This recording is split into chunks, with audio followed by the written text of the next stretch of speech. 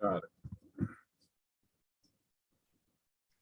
Howdy, everybody. Welcome to Step into the Portal. My name is the Brandt, and I am here on Set 3 Heroes Clash release day for My Hero Academia, the card game, which has been a total blast. We've been playing this at our store, and I'm not alone, which, as everybody knows, is my favorite thing, to be with other people. I am joined by Sean. How are you, Sean? Good. How are you doing today? Good. And by Sam as well. How are you, Sam? Awesome. And you guys are both active in the My Hero community. So, Sean, why don't you tell us what you do related to Universus, I guess I should say, and the My Hero card game. And then, Sam, you can follow up and let us know kind of some of the things you do and whatnot. Well, thank you very much for having me on the show, first of all. I'm Sean O'Brien. I'm the owner over at Rochester CCG. We've been selling this game since 2012, back when it was the Universal Fighting System. And I've won a couple champ cards, couple championships, and we play here in Rochester and really enjoy the game. Set 3 looks amazing. Nice. Sam, how about you? I run the Ace Maneuvers YouTube channel, and Awesome. I guess first I would consider myself a professional memer, and then second, a podcaster at this point. I've been playing the game for about, I think, 9 years. I think this month I actually hit 9 years. And yeah, it's just been a wild ride. I just started making content because I love the game so much. Nice. Well, I am small potatoes compared to the two of you in the Universus. I played like the Street Fighter demo one in March of 2020, coming back from the Gamma trade show, and then I dabble a little bit for set 1 of My Hero. I think we did maybe 1 or 2 streams on the channel here back in the day from the store, and then it was really when set 2 hit. So I've been like full force since April, May of this year. So I'm like 6 months in, but I did travel to Gen Con there, and people I was with, we played in the provisionals there, and the what is it, a regional then at that point? Yeah, the next step up, the regional license exam. And that was interesting. I actually didn't play the big tournament. I played the team one with them, but I think they spent 10 hours straight playing on that day. So then I went over, they were playing right on the field in Lucas Oil Stadium, which is really cool, where the Colts play. And I said, I know a restaurant, walk with me. And I just walked them after their 10 hours of playing over to a restaurant. We got food. So, but that was really fun. And getting to meet a lot of people in the community was neat too. So awesome. Yeah. Well, I am excited for set 3. What are your initial impressions on set 3, Sam? You know, I think the first thing I noticed was the amount of stun attacks, and specifically attacks that gain stun later. And something Kevin Broberg and I have actually talked very recently about is like the different sequencing you can have in the game is really where the bread and butter is. And I think the fact that they want to give this access to every symbol, there's like a cycle of stun attacks, really shows that like resource count is going to be at a premium for this set. I think the ability to apply pressure to boards is now not going to be something that only like the life and fire and, you know, maybe the good symbol really get to do with cards like Heroic Strike. Now everybody gets it. So it's going to be really important when and where you put your blocks. So you're thinking of cards, if I'm correctly, there's like snack time where it delays giving it stun. Is that what you're talking about? Yeah, exactly. Like snack time gains stun 1, right? So we're talking about cards where, you know, it doesn't come in and you can immediately hit the stun 2 button and deny those resources. So you're going to not only have like certain hoops to jump through, like having a momentum, discarding a card, trying to think of like other, there's just an attack that chooses stun 2 or powerful 3, right? So you don't get to do that first, but everyone's still going to have access to it. And it's going to be really interesting to see like cards like Study Group Leader that can remove keyword abilities. Well, this attack didn't have it when it was played, right? So even though that was like a staple defensive piece of the competitive format, it's not necessarily going to be really strong against the stun keyword from the Heroes Clash cards. No, that's a good point. How about you, Sean? What were your initial impressions on set 3? So I thought, so a couple of things. My initial impression was, holy cow, look at these extra rares. Like we did a big pack opening thing last weekend, and every extra rare we opened, we just looked at because they're just so gorgeous. Yeah. Set two, I think, left a little bit to be desired, and I think the Jasco team really heard that and went above and beyond. The other thing that really strikes me about this set, and this is the first time, and I've been playing this game since 2006, that we've truly had what feels like an expansion set. This isn't, 20 new characters, 20 new sets of support. This is a set that contains support for, characters that didn't get a lot of support in set 2, or characters that are plus ultra or provisional promo cards. So I'm really looking forward to see what those do for those cards with smaller support. Midnight comes to mind in particular. Mm-hmm. And, what these support cards do for other characters as well. So it's interesting because I've never seen a set with this type of design before. Yeah, so it's like they have some new characters, but with the new characters, they didn't give a whole lineup of cards to go with those characters, which is what they did in set 2, right? Right. So even the new characters, I think, only got one card other than the starter deck characters to go with them, I want to say. Oh, well, I guess they got a foundation and an attack often. I'm thinking of Coda. I know he got like a rare foundation and a rare attack. But like 13, does she only have the one attack card? Does she have a foundation that goes with her? Yeah, it looks like everybody gets like 1 or 2 cards of support. Yeah. Yeah, like Ojiro has 2 attacks and 2 foundations. Right. 13 has, I think, 1 attack and 1 foundation. So okay. It's a little, although I could be wrong because it might just be an Ojiro 1 foundation and an Ojiro 2 foundation.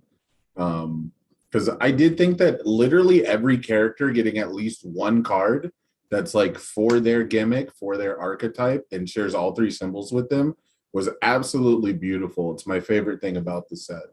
Yeah. Yeah. And Snipe got a card. Quick draw. Well, we talk about, whenever a new set comes out, there's, the character support, and then there's what we like to call the back page of the set, which are like these little sprinkles on top. This is and I like sprinkles and frosting, like any other fat kid. And this is a whole set of sprinkles and frosting, right? It's all interesting, quirky back page stuff, which makes for, a really fun time playing the cards and trying to figure out where to put them in your decks. Yeah, it feels a lot more open than when set two felt like you were building the new characters, and for some of them quickly discovering, I don't know that I can make this work. Let me try a different symbol. And for some of them going, this is perfect. This package makes sense. But now it feels like there's 20 decks in the back of my head, and I don't even know how long it'll be till I actually get to try them all. You know what I mean? And I don't have full play sets of things, so I often have to take things apart or decide to proxy if I want a card in 2 different spots. I have to figure out some of that as well. So it adds some of those pieces. So speaking of Ojiro, did you both participate and or attend some pre-release events? I sure did. Did you, Sam? I missed out on my pre-releases, unfortunately. One of our stores has actually just not had it. They did not get their pre-release kit yet. I think we're actually either this weekend or very soon going to have the pre-release. And then one of them, my schedule just didn't match up. Yeah. Well, mine was very interesting because I work on Friday nights, and we decided to do it after the Magic tournaments at 10 o'clock on Friday. Oh. And 10, 11 people showed up, something like that. And so they're all rolling in, and I'm at the front desk still kind of, doing all the regular work on the register. And people ask me, oh, who are you going to play tonight? Who's going to be draft well? And I was like, I think it's Hagaguri. She seems so good, with just the hands, the invisible girl. And then when we went to pick, I'm like, well, I'm not going to take her. I've been telling everybody she's good. Let me pick somebody else.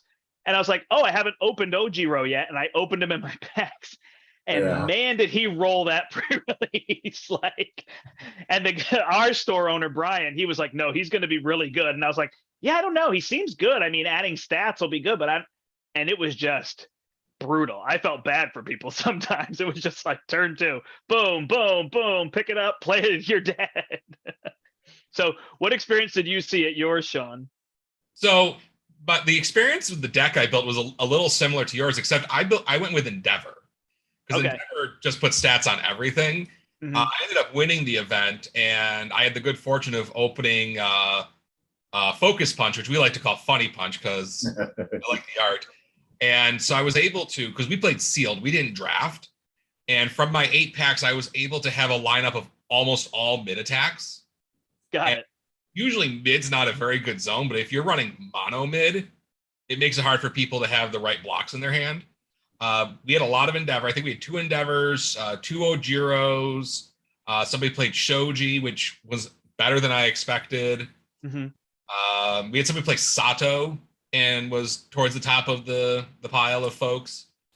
It seems like, especially in this format, anybody who can get stats for free or close to free Yeah. are really good. I mean, Sato is 2 damage as long as you've drawn 2 cards, which hopefully you have. Usually you do first thing.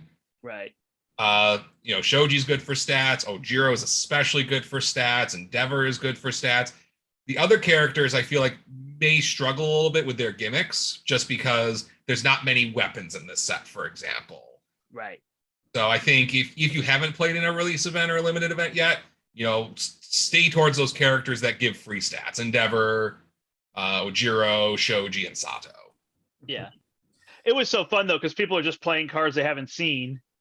So it was like, no, in ours, nobody was worried about. I think I was more worried about like, oh gosh, I feel like I'm steamrolling people. But they were like, oh, I want to see this cool card that I play. Oh, you're probably going to kill me next turn, but I just want to play this lineup of attacks and see how it happens. You know what I mean? So a little different from your average tournament where people maybe are trying to play smart and stay alive. They were like, I just want to see what these cards do. So that was pretty exciting. What about Chrome Rares? What are your thoughts on Chrome Rares, Sam? Are you chasing them? Are you dropping $1,000? So I'm lucky. I'm unique as a card gamer. I don't have the collector brain at all. Yeah. I don't have the goblin shiny brain. To me, opening packs is like such a gamble. Like I don't like gambling. I just like to buy singles.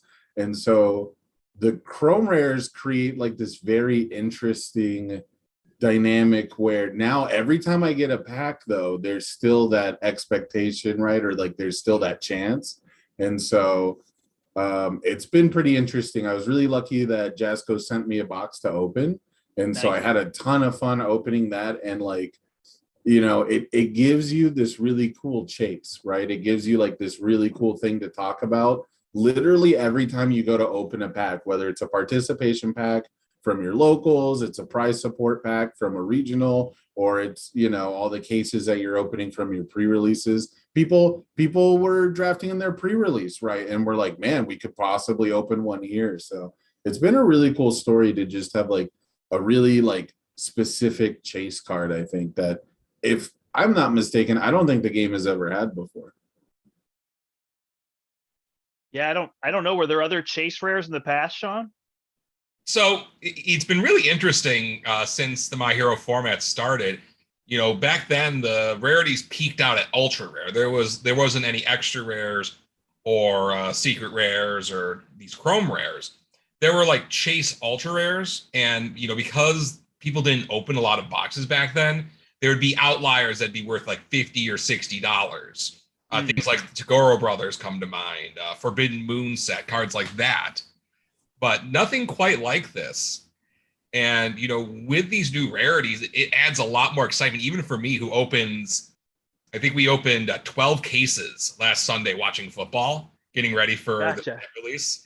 And it's still exciting because the extra rares are exciting, especially with the cool art this set. The extra secret rares also look good. And maybe not hitting that chrome rare is super hype. Yeah. I do want to warn folks, though, I found out something interesting about chrome rares recently.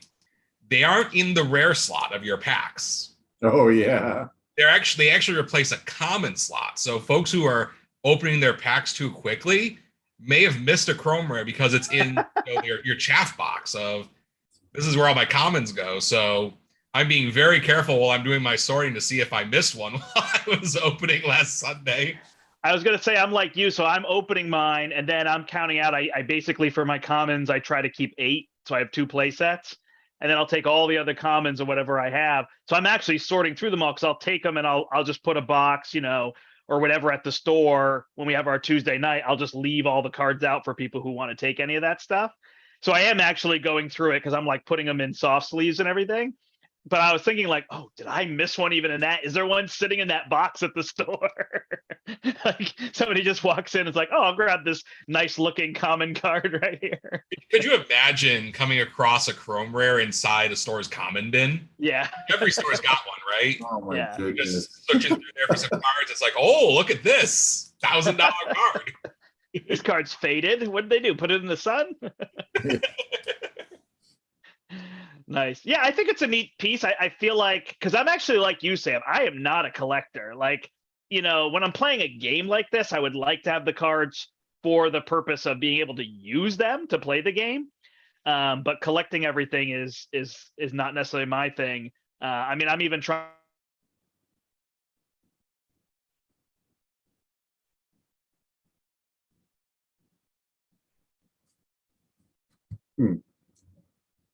Oh, I think we may have lost Brandt there.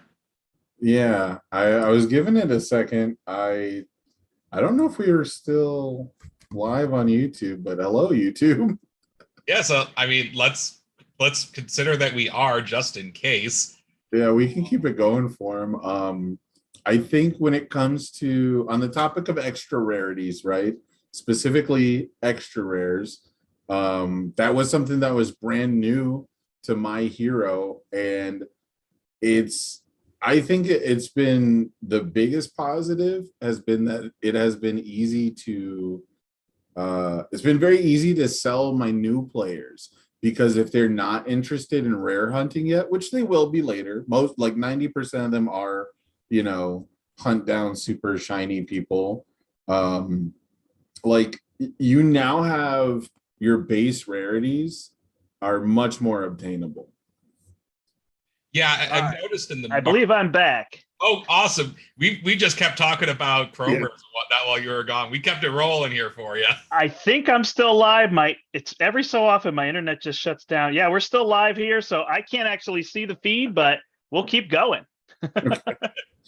Go ahead, keep chatting about what you were chatting about. Yeah, I was just talking about how the extra rares are brand new for the My Hero card game, and the extra rares have done a really good job of making the game accessible, because when players are first starting out, they're probably not super rare hunting, right? They're just trying to collect the cheapest versions of each card. Mm-hmm. And so extra rares have made it so that there is like a super shiny, really special version of every single card. Any card you want to hunt down, any card you want to foil out, you can. But your basic rarities still are still accessible for your average, casual locals level player who's not trying to whale out on every game that they play. Yeah, there aren't I've noticed with the last couple sets, at ultra rare rarity, there aren't those outliers like I mentioned before, like the Tagoro Brothers or Forbidden Moon sets that go to $60. Yeah, there's cards that were short printed like Frigid Heat Wave, which is still $30. Excited for Blood is like $22, $24. But because of the extra rarity, you can get all the cards you need without breaking the bank. Yeah. And that works for me because, Kevin Broberg and I, we shuffle like giant man-childs. So we don't keep fancy stuff because we just... Yeah. So it's nice not to have to worry about our investment getting bended and folded when we try to play the game. I just did an order for some cards, and I accidentally double ordered. But since all the cards I ordered were like $1 or $2, I went to my local and people were like, oh, I actually need 2 copies. Oh, I need a copy of that card. So I was like, cool, I'll just keep them all coming. Like, that's a nice part, is that even though, I was trying to order $20 in cards and I ordered 40, it's like people need them. So I could just, here you go, we'll trade for something simple. You know what I mean? So it is a nice part of it that I don't feel like I'm super shortchanged on buying cards at $10 and $15 and then accidentally buying, 2 play sets or whatever. So that's cool. And something else that's been pretty new is that secret rare slot. And I know more than one person who showed up, demoed the game, liked the game, and thought, okay, this might be something I have a deck for when Pokemon locals don't fire, or Magic, or whatever their main game was. But in their first box, they opened up a secret rare or an extra secret rare, and now they're a My Hero player. Got it. That's awesome. You know, they pull like the was it like one per case or like two per case kind of a super shiny card in like their first couple packs, and all of a sudden they're hooked. They're like, it's a sign from God. I'm gonna play this game. Yeah, it does seem like Jasco sent out a lot of boxes. I didn't notice for set 2 a lot of boxes going out to content and other things. And I've even seen channels that weren't covering My Hero that they sent boxes to smartly. I'm not saying they shouldn't have. That were covering other card games and things. And I think it's that idea of seeing a content creator maybe open a Chrome Rare, open some of these XRs, right? Is the idea. It's giving everybody that joy. I remember when my kids would watch that Disney collector lady. Does everybody know her? Probably. Yeah, I know a lot of Disney fans. Yeah, it's just a lady with like painted nails, and she opens stuff that Disney sends to her. And it's like kids are enamored for hours, and she makes like, I don't know, $26 million a year or something, right? Yeah. Disney, big brand. I think Jasco Games has done a really good job with this release, with its marketing aspect, getting out to content creators.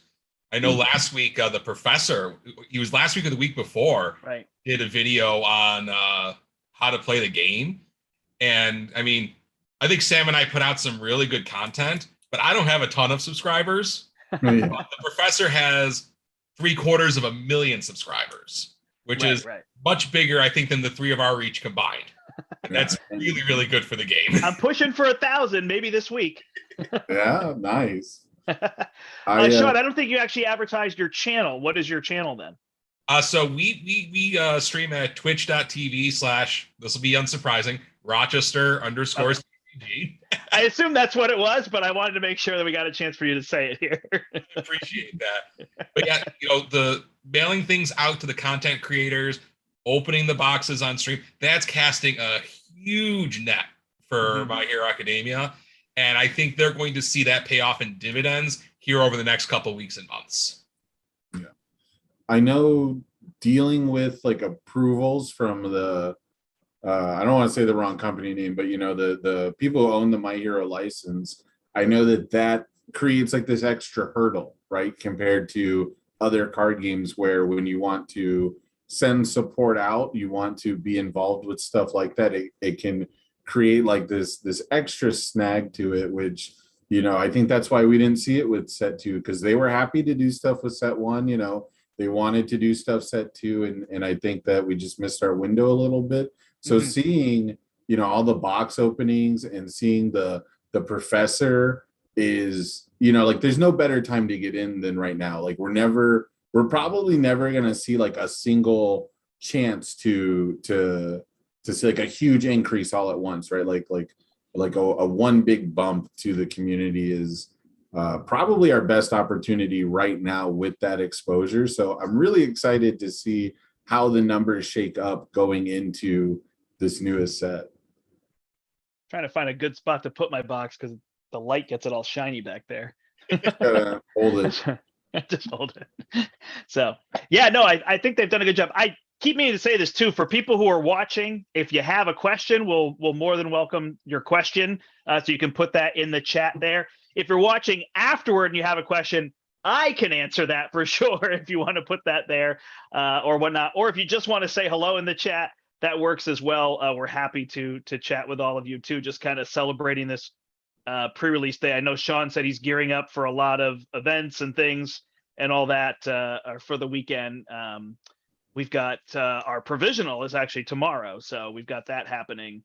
But I'm going to be working tonight, so for me it makes it a little bit easy that I'm up there anyway, and so then I just kind of get everything set while I'm there for all that. So should we talk about some of the new characters? Yeah, let's please. Yeah, I'm bringing up UVS Ultra right now. Let's get everything nice and easy here. So are there some characters that you've built or you've seen decks played that have seen pretty good so far, or flops? I'm really intrigued by that, or even symbols. I've really been trying to make a deck with Evil just because I felt like Evil was a symbol that wasn't really firing well. Being in the content creator sphere, I've done like a tier list, and I've been mostly positioned towards competitive play.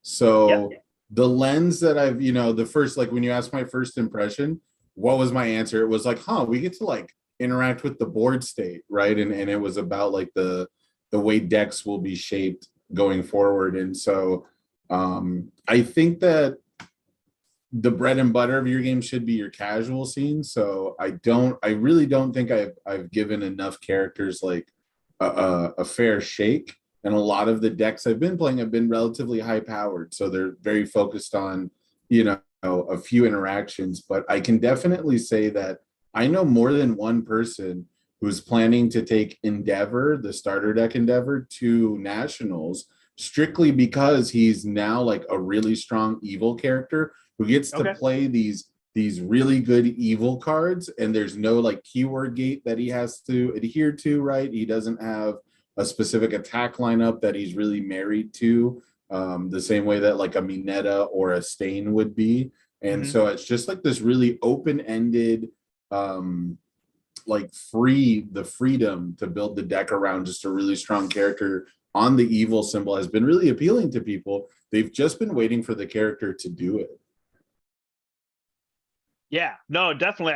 I've noticed that. I was just talking about like Ojiro versus Midoriya 2.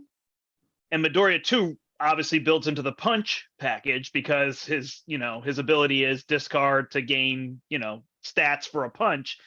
But Ojiro just gained stats, and he could play a punch package, a kick package, a ranged package, just a package. Like he could choose what he wants. He could dance around keywords. He just feels a lot more open to me. Obviously, you got to draw the card, so that becomes to the deck build, which, there's people that like the deck building is where they're at. I think that's my favorite part. The playing of it is like a whole separate piece sometimes, because we all know you can take somebody else's deck and play it terribly. I can, for sure. So I know for characters I've been looking at this set, I've been playing Kamui Woods forever at this point, and I'm looking forward to tuning him up a little more. I'm waiting to get in my Plus Ultra packs, actually, looking to get a Nezu, because he just seems kind of silly. I don't know if he's good, but he's going to be fun for casual. And probably once I get through this season for the upcoming tournaments, helping my guys get ready to go, I'm going to try Recovery Girl. She seems very slow and turtley, and if you've played me, you know my decks are glacially slow. I attack and I kill you when I am darn good and ready. Look, I paid for the whole hour. I paid for the whole hour. That's right. I got you for 60 minutes. I'm using every single one of them, and we're going to time. I think I'm most excited for Nezu. I think the take from people competitively was like, if you want to put the hours into this character, there might be something there, right? Like it could be very, very strong if you like know the ins and outs of the deck and like everyone else's deck and all that good stuff. But like from a just top-down design, I absolutely love Nezu. Yeah, you got to be playing on like a galaxy brain level, though, I think, to really utilize Nezu to his full potential. And I don't know how many players out there right now can play at that level. Yeah. Especially with like, you do get that knowledge, right? The once per game, like to peek at the hand. So you get like immediate knowledge. But when you're dealing with a character who wants your opponent to draw cards, you want to know the card pool. You want to know the meta game and like what cards they're potentially drawing, because I'll tell you right now, I'm flipping that chivalrous competitor every turn in Nezu because I want to draw 2 cards. Right. Yeah, I had it yesterday. We were playing, and the person was Mina 1. Is Mina 1 the one where she can play a card off the top of her discard pile? Yes. Yeah. And I was playing Hakaguri, and just whatever the first attack that came out, I said, "I'll put it back in your hand. Check it again." But then later they were like, "Well, I checked Staff Strike. Like you should have known to wait for my Staff Strike." So then they drew it out until they and just slaughtered me 27 damage on turn 2 because I wasn't smart enough, because I had been playing somebody the day before or a couple days before with it, and they were trying to play Staff Strike, and I just kept putting it back in their hand, and it was brutal. Like she just shut that whole combo down. But I missed it, and when you miss it, so it's that same thing like you said. Every card that goes in their discard pile, you've got to be monitoring. Okay, is that a 3 of? Is that a 4 of? Is that a 2? What am I thinking, right? when you're really trying to do that. Of course, we were definitely playing casual, so it was kind of more funny that it was like, boy, I missed that, and you got me. All right, Chris in chat here is asking, can I play with set 3 cards this weekend? So I believe the official Jasco thing is it's 2 weeks after release, but also stores can choose what they want players to do. Does that sound correct, Sean? I believe that set 3 cards in the set are good to go at locals as of today. Okay. It's the plus ultra packs and provisional cards. Right. I think we got to wait 2 weeks on. However, Jasco does give a lot of control to the local store. So if they say play whatever, you can play your provisional cards tonight. You can play your provisional cards tonight. I mean, I'm hoping my scout says so because I really want to put the some cards into Conway Woods from. I think they know people have been waiting a while for the set, and we can't make them wait any longer, right? It's just for like super official Jasco competitive events. If you want to play your set 3 stuff now, I think everyone at your locals is going to be down to play set 3. Is this normal to do like a set releases and then nationals when are nationals? Basically a month? Are they 3 weeks away? November 11th, 12th, and 13th. So 3 weeks from today it starts. Is that normal to release a set and then have or what is normal might be the real answer to the question? I think people will point out like quote unquote obvious reasons not to do it. I think it's more normal than people realize. I think, for games of every level, big 3 or not, they have in the past intentionally, set up the releases to be something that is refreshing for a new event. I've seen more than once where a brand new set for Magic comes out and then there's a Grand Prix or a Pro Tour like within 2 weeks. So I think it's more normal than people want to act like it is. Okay. And I feel like it's happened a number of times over the years in this game, which I find it's really cool because, Nationals and, the Pro Hero National and the Pro Hero Championship, those are supposed to be tests to see who the best of the best is.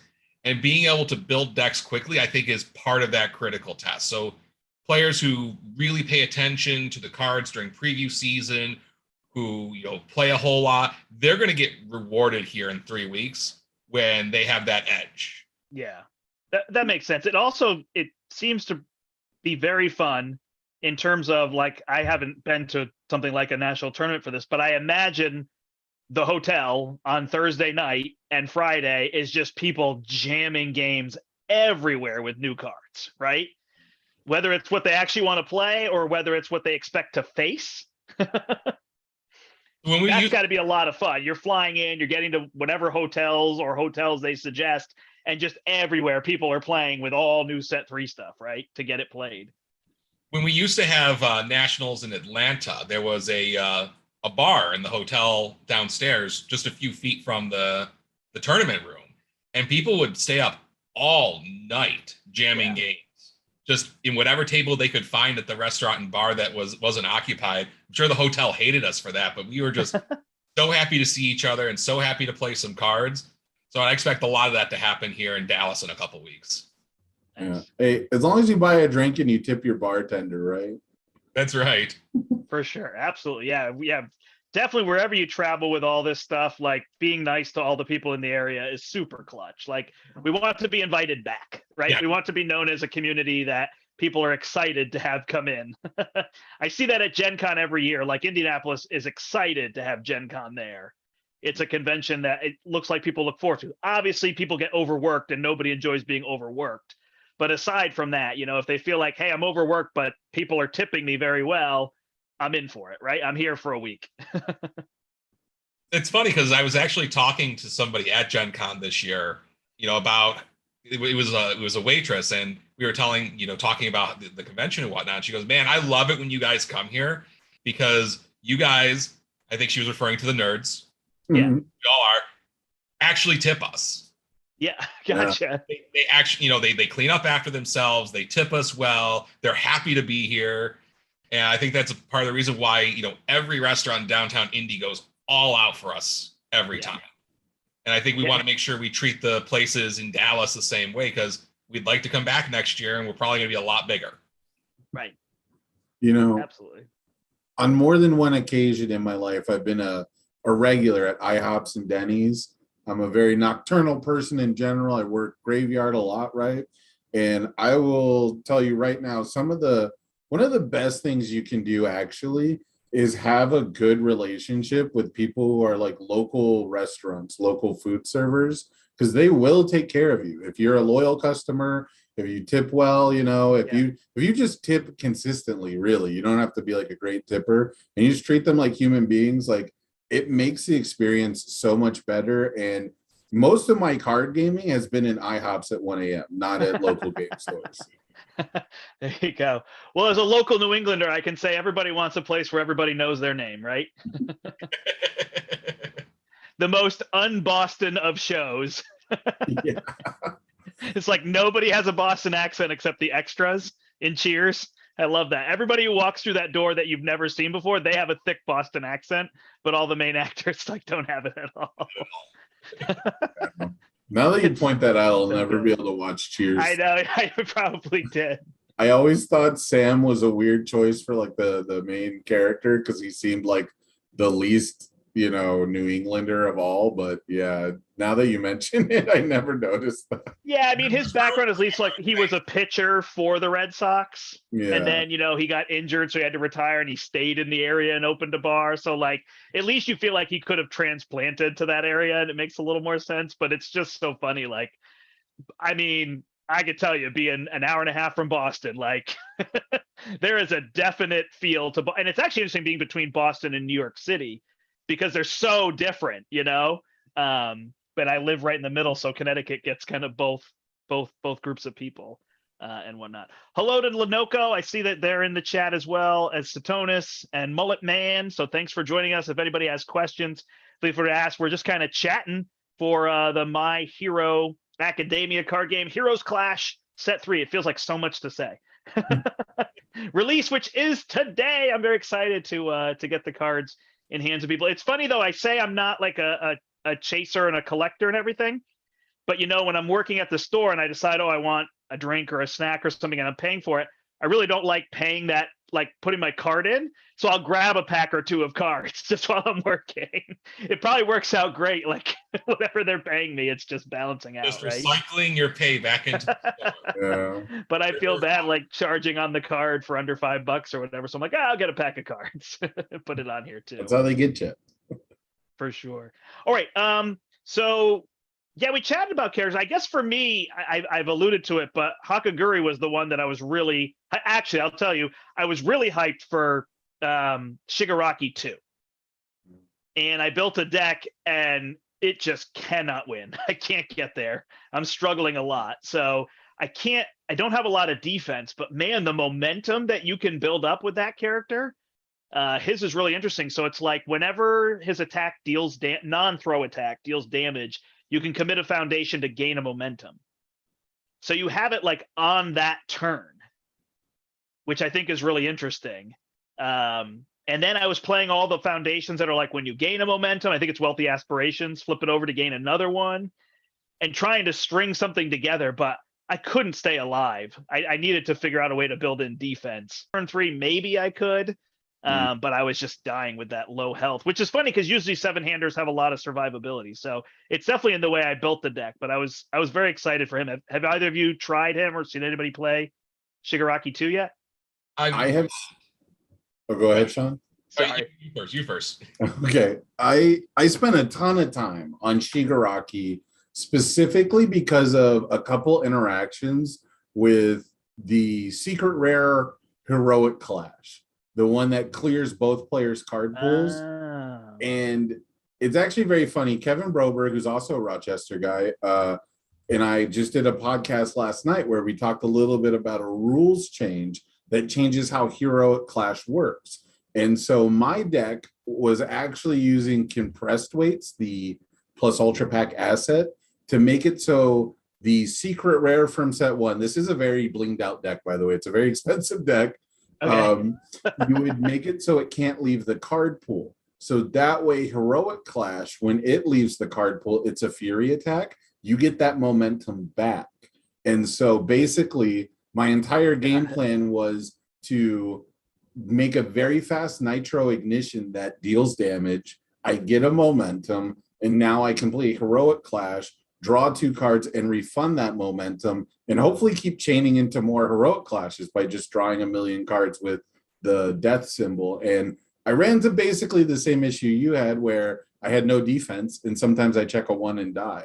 But it was like a very super cool card. It just, I don't know if a lot of the interactions after the rules change still exist, because like I had cards that cared about my opponents, cards leaving the card pool that were in my card pool, and now they leave at the same time. So I'll have to revisit it, but I've spent a ton of time with Stain 2's offense, at least, in coming up with like crazy combos, but they're all super risky. Yeah. So I think, with your Shigaraki deck, I think there is some defensive plays you can make off of Chaos. Plus, there's lot of really good ways to spend momentum. I was just looking at your options here. That's a good call. Put Ice Storm in your deck. That's a Breaker 2, Powerful 3. Yeah. Helps with some defense. Electric Jolt, of course, is the quintessential defensive card, being able to commit something that causes you bad news.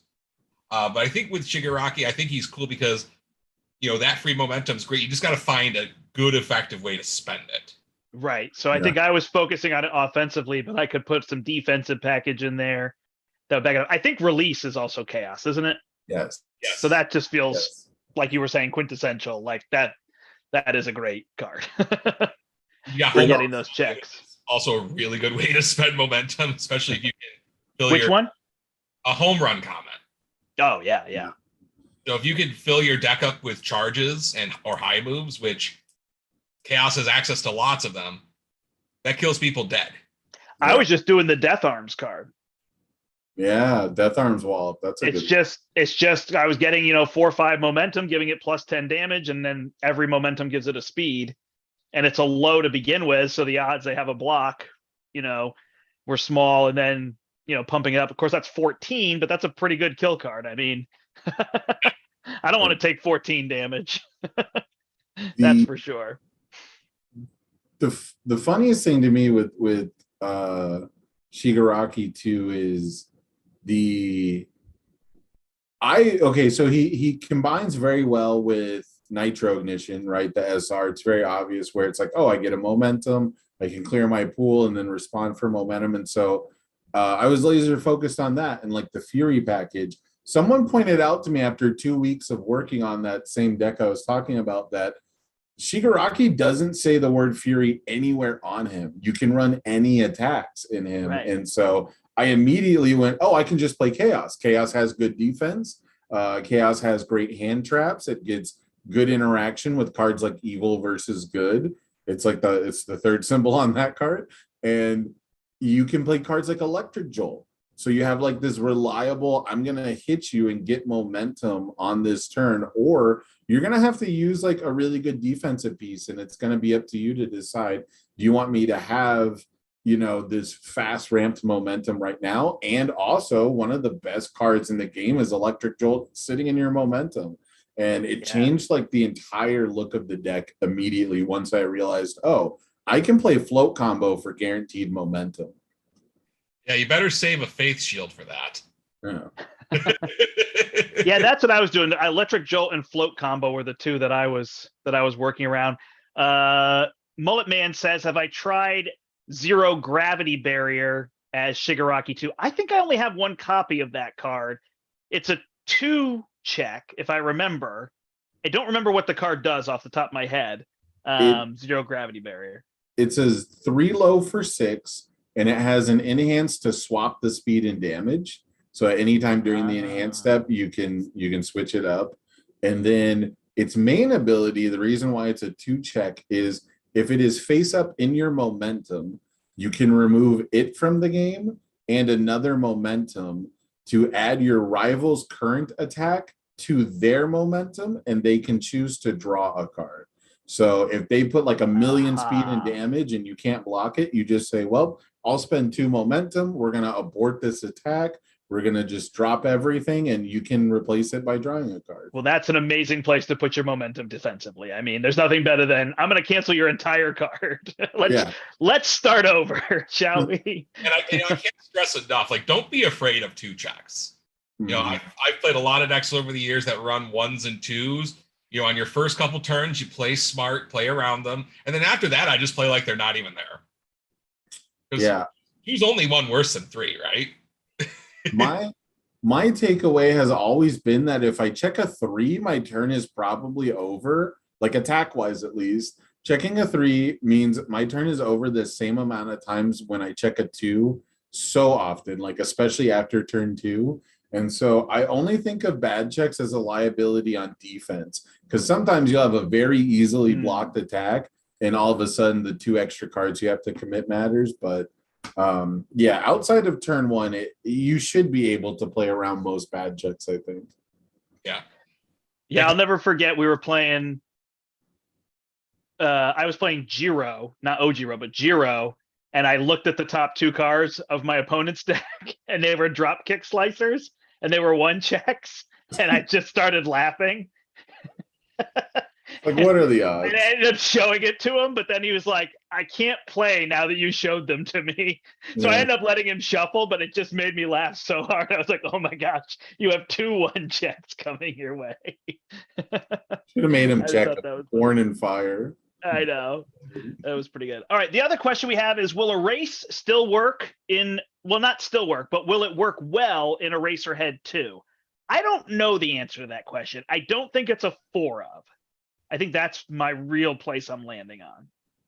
So the real power with Erase, especially in Eraserhead 1, is that it's a loop for minus speed, right? You can summon at any time you have a card in your hand. If you don't have it, it's a breaker 1 block, and in Eraserhead, it's effectively reveal this for +2 or -2 speed. You know, Eraserhead 2 doesn't really interact with it, right? You don't get to put into your hand. You don't get a bonus for playing actions. I'm not sure it's a fit. You know, you're on 6 hand size, and having actions in your deck that you can't play for huge benefit is a liability in 6 hand size, especially since he can't get those back. So I'm not sure it's a fit. I think there's better things for Eraserhead 2 to be doing. You look at a 6-hander who your card draw is going to be in some weird places, right? It's going to be based on them blocking, and it's going to be based on when you want to commit your character to get rid of an opponent's ability, right? So I don't think you're going to have the freewheeling and dealing spaces with actions. And there's so many good actions on the all symbol, and there's some really good ones on the void symbol. So I love the idea of like sneaking like 1 in, but that might not be optimal. I mean, there's no doubt that if you erase right when you need to, right, it works effectively. I think I was playing Andrew Holder, the Go Beyond Gaming guy, and I was playing, I think he was Snipe. It was on the channel here. We were live, and I erased right at that moment where he played an attack and he could snipe me to kill me. Whatever it was, the attack could deal 4 damage and the +2, and I erased, and then his next check was going to be an attack, and that got me the game. It was that erase just at the right time. But of course, in Eraserhead 1, it just made more sense to have it. And you get to pick it up. He is trying to shut down that other character. So again, I think it's doable. I think it's a playable card. It's just, like you said, 6-hander and deck space. I mean, cards, especially actions, assets are like blowing my mind. How you know which assets and how you know when to check them. They really throw me for a loop. Like suddenly, like turn 1 with only 1 mulligan, do I want to have an asset and 2 foundations? Like, is that what I want to be going into my turn 2 with? This is turning into now a really exciting time for deck builders, because in set 1 especially, and it got a little better in set 2, you chose a symbol and like 30% of the deck was set, right? Because you have to have 0 diffs, you have to have 1 diffs. But now all of a sudden, there are premium spots in your deck, 3 difficulty foundation slots, action slots, 5 difficulty attack slots, those types of things you only have a certain amount of room for in your deck. And now you have lots of options. Back to Eraserhead, on all, instead of playing Erase, I'd want to be playing like Sugar Rush Power Up. It would also fight for space with Capture Evildoers, which is absolutely sick. That's the problem, I think, back to that Erase and Eraserhead 2 is there are better actions to take those slots, and those are the types of judgment calls as the card pool grows. Folks are going to have to make more and more, which I think is great. It's a deck builder's paradise. I've been stonewalled out of a game strictly from the fact that I cannot poke and take momentum. Because if I take the momentum, Capture Evildoers just splatters me immediately. And somehow, if you take momentum against a Capture Evildoers deck, they draw 2 of them. Oh, yeah. Every time. They just magically go to the top of their deck into their hand. Yeah. We watched Andrew Holder and I, speaking of Andrew, we did the commentary for Chris Smith's winning All Might provisional when he won a provisional showdown with All Might. And we watched his rival take 1 momentum and we immediately went, we have Capture Evildoers in our deck as All Might. Do we just win the game? And sure enough, he drew 2 of them, played 5 attacks in his 8 hand side character. Like it all came to fruition immediately. Yeah, that's rough. Nice.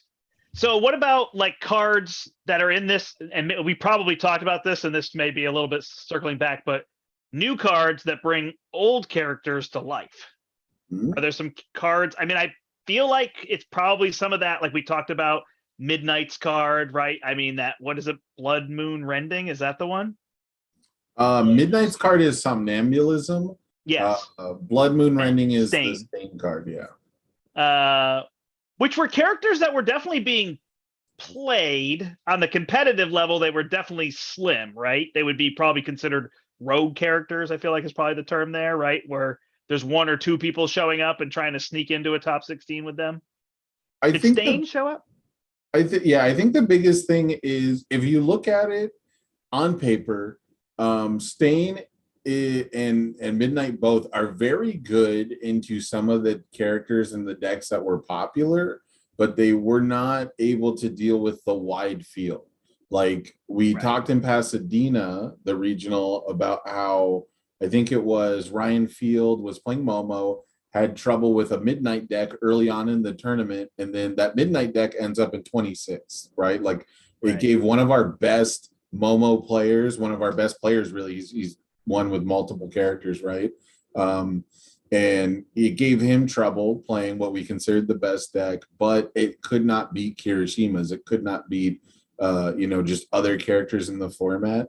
And Stain, when I look at Stain, I'm a little surprised I haven't seen it top, just because he's so good at, countering floating bonuses. Characters who want to make like big plus ultra plays, he can really put a linchpin in, where the flow of your turn is, but his offense is just nowhere near positioned to deal with a deck like a Momo or the life symbol in general. So every character has really good upside.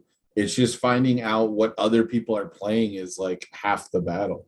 Yeah, on my show, we talk a lot about knowing the local meta. Unfortunately, that doesn't apply going to nationals unless you've been really paying attention. And this nationals, it doesn't apply at all. No. But, the Wild West, baby. Yeah. But I can't stress enough, knowing your local meta. I know here in Rochester, folks have been packing Deadlock cards in their deck lately because they know I'm going to show up with Kamui Woods and I don't care about Deadlock. And now all of a sudden I do. Yeah. And I think, the characters from this set that are going to get better are the types of decks that types of characters that can prey on the current meta. Folks that can find a way to get up and over Momo. And I'm not sure what that character is this set. It could be Shoji. It could not be. I don't really know. Because I feel like Momo and Kirishima are like the measuring sticks, right? You must be this tall a ride in order to win the tournament. And I'm not sure what characters do that this set. It's a great segue, though. Oh, sorry. Go ahead, Sam. Oh, I was just going to say, I think the only one that really qualifies, and on my tier list, it was, I put her in the S tier, but Recovery Girl was like my flipper flop character where like she's either going to gatekeep every one of those decks in the same way that Momo and Kirishima do, right? Like you have to have a game plan for being able to beat these characters that you're almost never gonna OTK. You're almost never gonna kill them all in one turn. Right. And so I think a lot of offenses and a lot of like really appealing decks, at least like offensive decks, they excel at that, or that's like what they're aiming to do. And if you don't have the game plan, you could find yourself being gate kept by characters who might not necessarily top cut, right? Like we just talked about with the midnight style thing. And so I think a character like Recovery Girl has a chance to do that, but there is a very good chance that experienced players just say, okay, look, we're going to build for 10 turns. Like you're just going to be stuck with what you draw. I'm not letting you build cards, and then we could deal that 32 damage all at once. Yeah. I did manage to get through a locals. The first character I ever built was Nomu, and I couldn't get wins with him. And then my friend built a Nomu deck and proceeded to immediately beat me. Kirishima won back before he was errated. And I was so flustered. And then I built Nomu again recently, and I did win a locals with him. And I was super excited to get Nomu through it. It took forever, but I'm getting my Hulking Grimace played. I'm getting it out there. I can't wait to get that card and just deal 10 damage, or with Nomu deal 16 damage on somebody and just be like, you're half dead from this card. I think that's so exciting. Nice. All right, I don't see more questions here, but I actually thought that was a good segue into, like, I've labeled it here when I was mentioning it, like set 3 hopes, but like obviously we saw Asui kind of do really well on the national level or the highly competitive level. We've seen Momo do really well. Kirishima's been the one. Has he actually won a tournament, or is he always just right there? He did win one? He won Rochester, if I'm not mistaken. There you go. Yeah, we managed to gatekeep Ryan Field just out of top cut so that Kirishima could win that one. So do we feel like some of these top characters, like I feel like Life did not get a lot of cards in this set. I don't know if it matters. Do you think Momo, obviously she's still a force, but do you think there's cards here? Do you think Deadlock pushes her? So I'm going to make a bold statement here. Awesome. And that's going to be, everyone grab your torch and pitchforks. Mm-hmm. I don't think Momo is that great. I think in the hands of great players, she's great. But I think in the hands of average to newer players, she's actually bad. Okay. So that's the bold thing I have to say here. I think Momo's going to stay top tier. Mm-hmm. Because of the proximity to nationals. I don't think people, I can't expect Kevin Broberg's going to hop off the Momo train all of a sudden to try something new, because I don't think she gets hurt that badly this set. I think her play is still solid. And really Momo, tell me if I'm wrong, Sam, you've been playing this game a long time. Momo is good fundamental universes. You control the tempo of the game until you're ready to kill somebody. You put up a really good defense. Your offense is fair to middling, but your defense is good enough to get you to that point.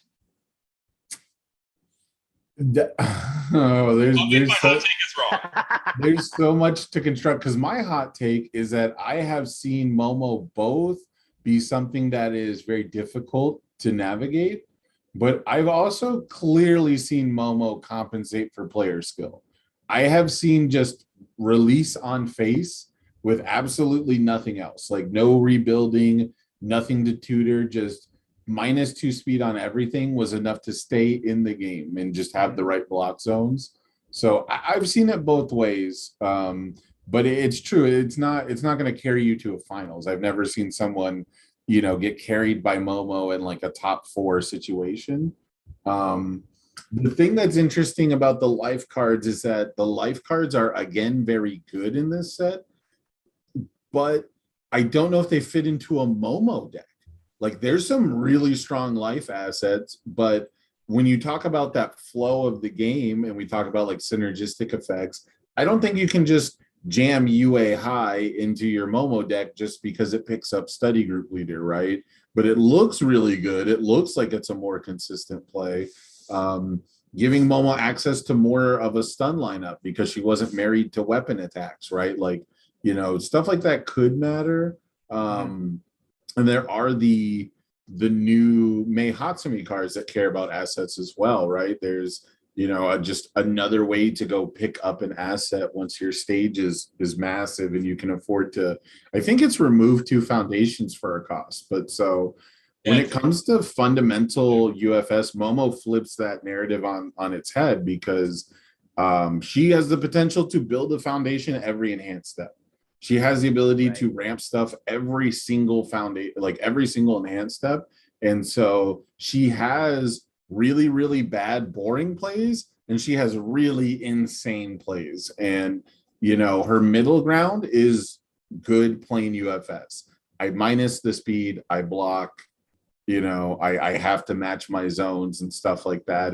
And her middle ground on offense is very good, wholesome UFS. I play a string of attacks. I probably put speed and damage on them, and my card movement is keyword gated, so what I'm playing. Like, one of the big things about Momo is you pretty much know every attack she's gonna play.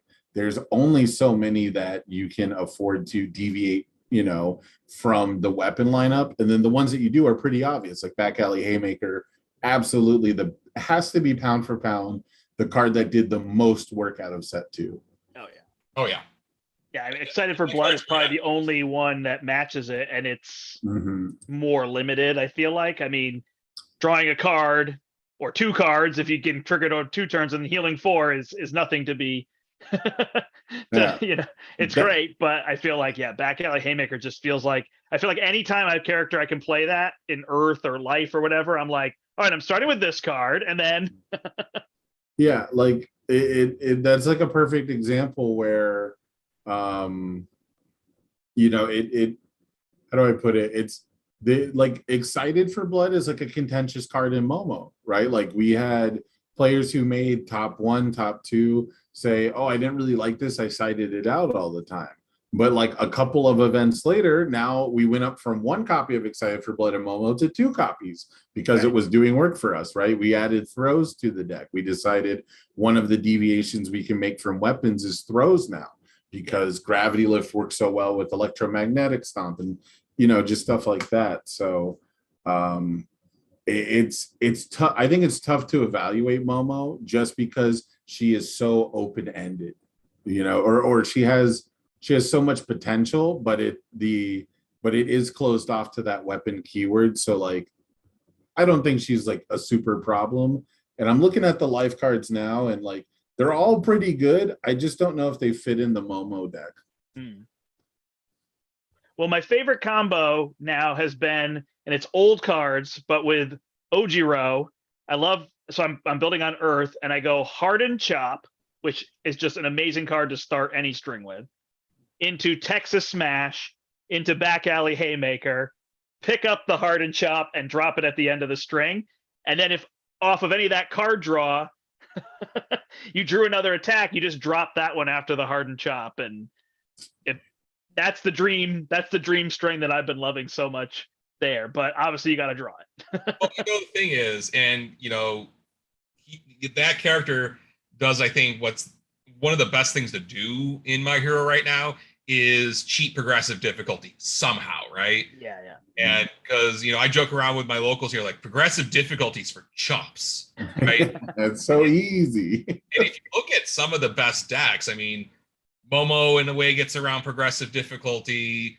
Tokoyami, with his all the best decks do. Floaty Girl, can't think of her name now to save my life. She gets around progressive difficulty. And, I always play these like lame Earth decks. It's like, no, you actually have to play progressive difficulty. Okay. How many of your Earth attacks are building you foundations, though? Just Back Alley Haymaker. Come on. You're not playing Hardened Frenzy. You're not playing Jab. You're right. You're not playing Hardened Chop.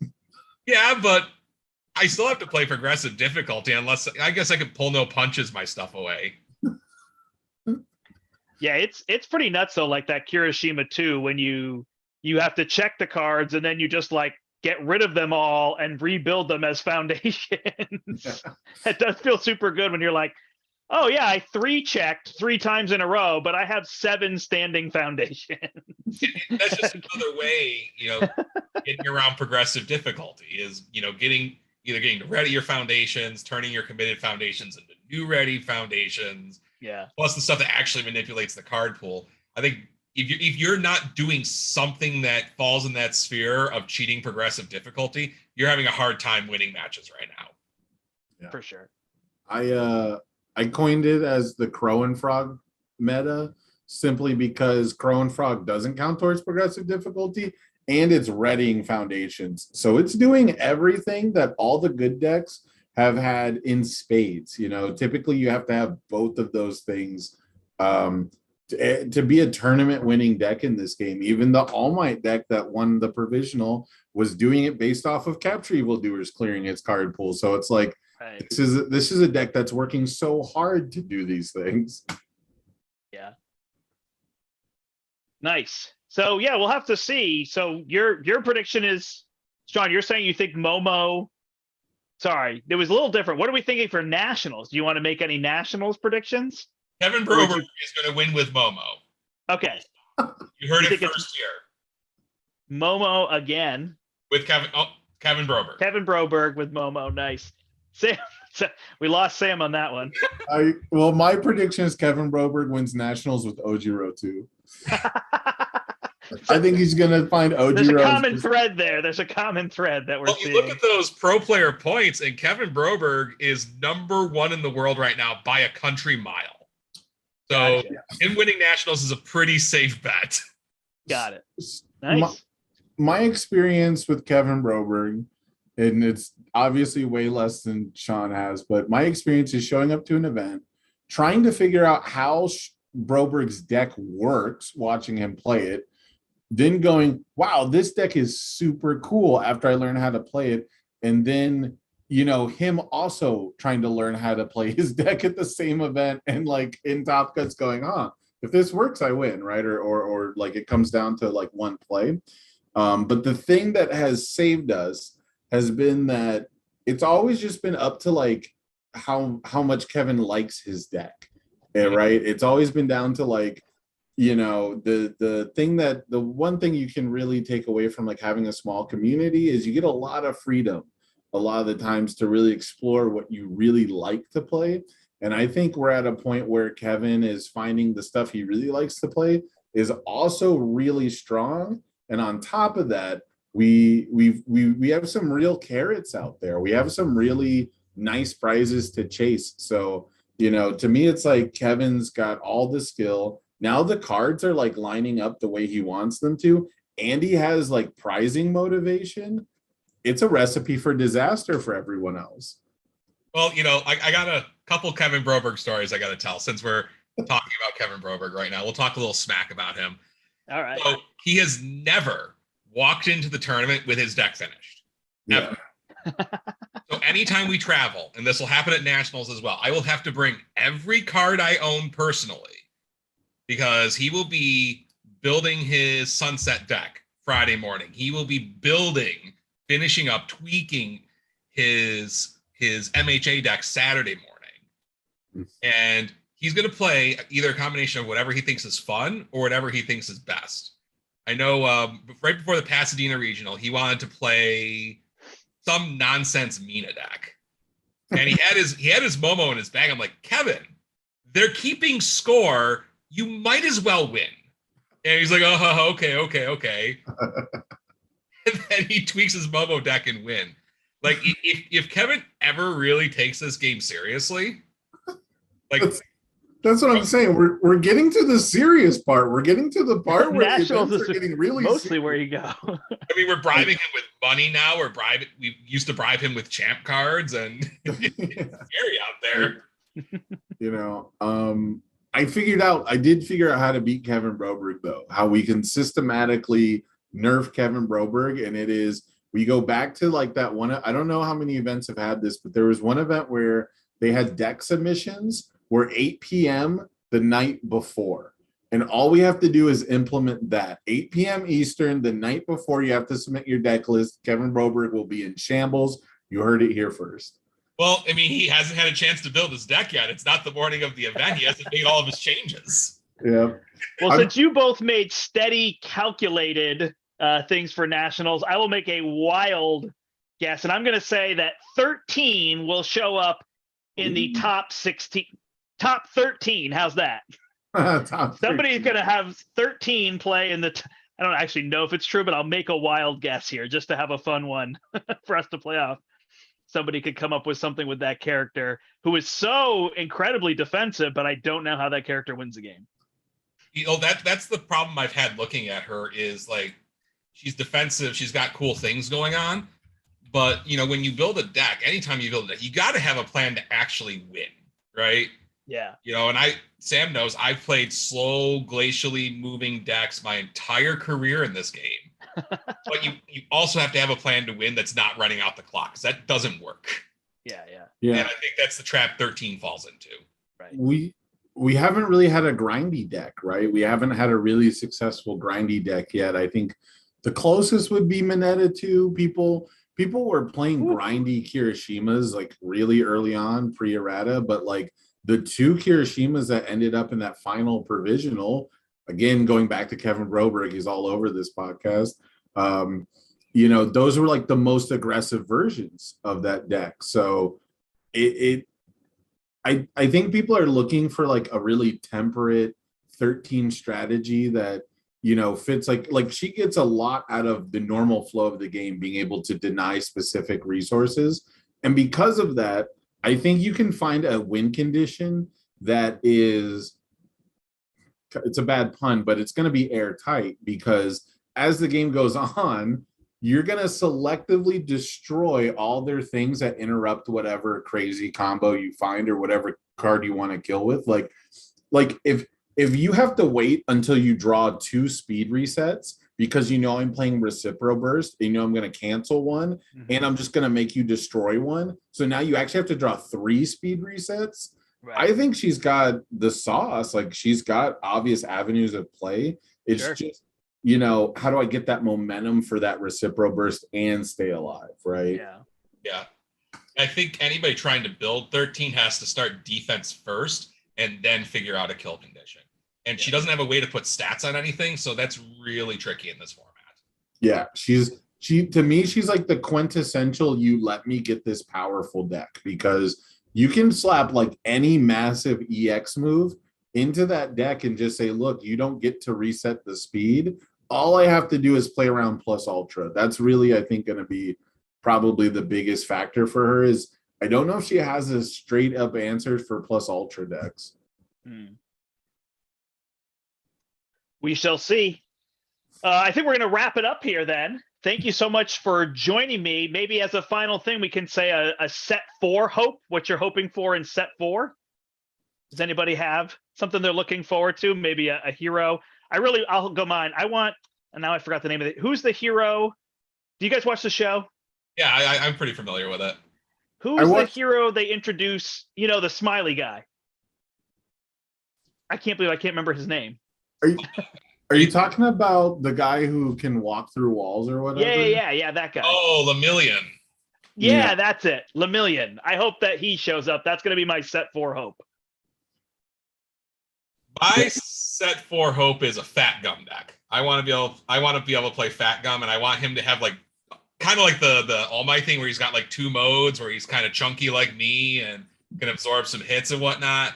But then, you know, after you've done a certain amount, taking so many hits, you got to switch to the thin version.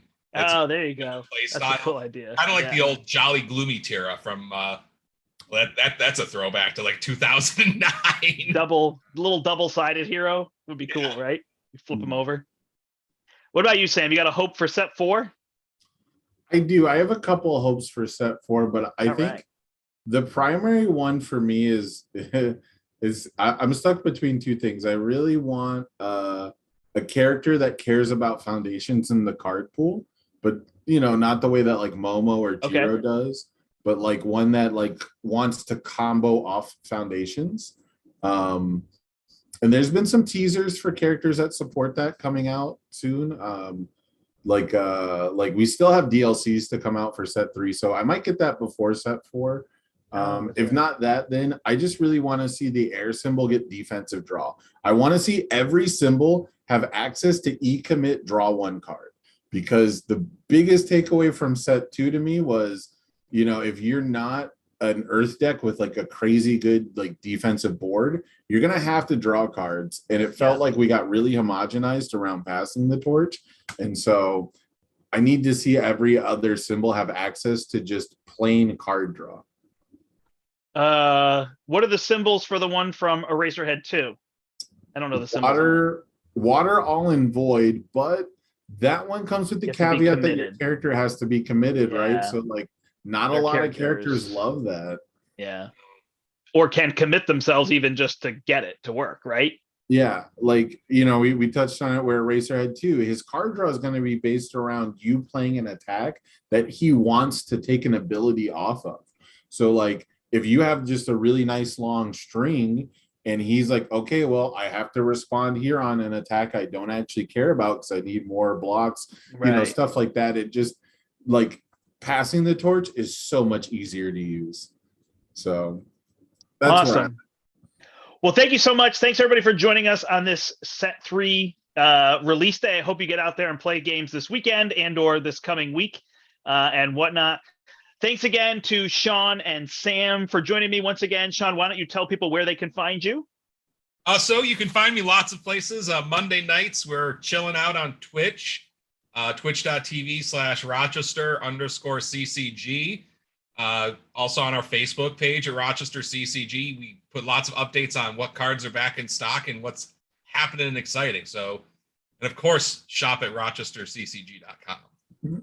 When you're not shopping at your friendly local game store. First check your local game store, but then definitely for sure. I mean, we're not high in the market of singles, so absolutely check out Rochester. And Sam, where can people find you? They can find me on twitch.tv/Ace Maneuvers. I have a YouTube channel of the same name. I post all my stuff in the My Hero main Discord in their content channel. And I'm also unfunstuff.com sponsored, so you can use my promo code plugin at unfunstuff.com. And they have the best weeklies, the webcam weeklies, Unfun Fridays. Tonight, you can go sign up right now. I believe it's $10. You get 2+ Ultra packs. And there is a mandatory disco party. So it is the coolest weekly format or weekly tournament I have found in this game. Nice. Well, you can find me here at Step Into the Portal, or you can find me tonight at the Portal, which is in Manchester, Connecticut. Boom, right outside Hartford, literally halfway between New York City and Boston. So that's where we are playing there as well. And you'll see plays on the channel. If you go back, you'll see we did a teach of the game, and we've done some where we just hit the camera and we just roll through 3 or 4 of us just playing in front of the camera to get games in and whatnot. So really, really enjoy this game. So, all right. Thanks so much, everybody, for watching, commenting, etc. Appreciate it so much. Have a great one. Until next time, I'm the Brandt, and I hope you step into the portal. Bye, everybody. All right.